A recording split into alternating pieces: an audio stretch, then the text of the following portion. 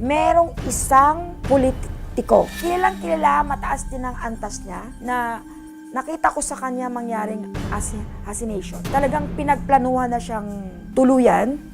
Pero dahil alam na rin niya, kasi may experience na siya before, naagapan.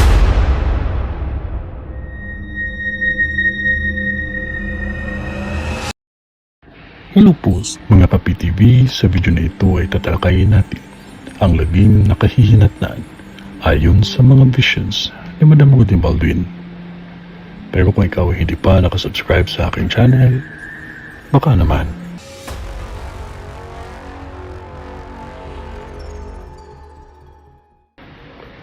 Maging maingat lamang ang lahat dahil may isang pangyayari na isang artista. May isang artista akong nakakita na nasawi dahil sa krimen. Isang krimen na hindi inaasahan. Magaganap ito sa isang kilalang artista.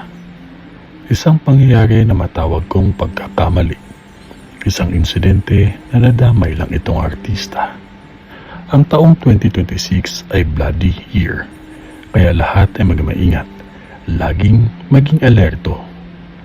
Maraming tao ngayon na walang pinipili na gagawa ng krimen at walang awa sa nararamdaman. May nakakita akong isang kapwa kong psychic ang nakakita ko sa vision ko na masasawi dahil sa kanyang karamdaman. Kilalang psychic ito. Inatake ito ngunit hindi na po kinaya. Lahat naman tayo mawawala sa mundong ito. Ako ay tao lamang. Hindi din ako Diyos at hindi din ako propeta. Tao lamang ako at kung ano man ang ipinakita ng Diyos sa akin ay hanggang dun lang din ang aking masasabi. Lagi nating tandaan na Diyos pa rin ang mas may alam sa lahat. Huwag kayong magalit sa aming mga psychic dahil lahat ng aming nakikita ay isang babala lamang. Maging maingat ang mga vlogger dahil may dalawa akong nakikita na nasawi ng dahil sa krimen. May dalawang veterana sa showbiz ang nakikita ko na masasawi.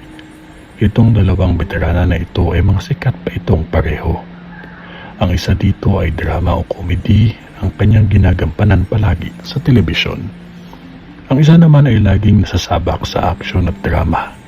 Ngunit may isang lalaking artista. Kilalang kilala ito at sobrang sikat na halos kinikilig kahit sino.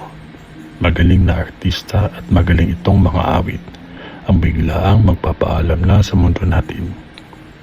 Lahat tayo ay dumaan lamang sa mundong ito. Huwag nating sayangin ang bawat oras na meron tayo.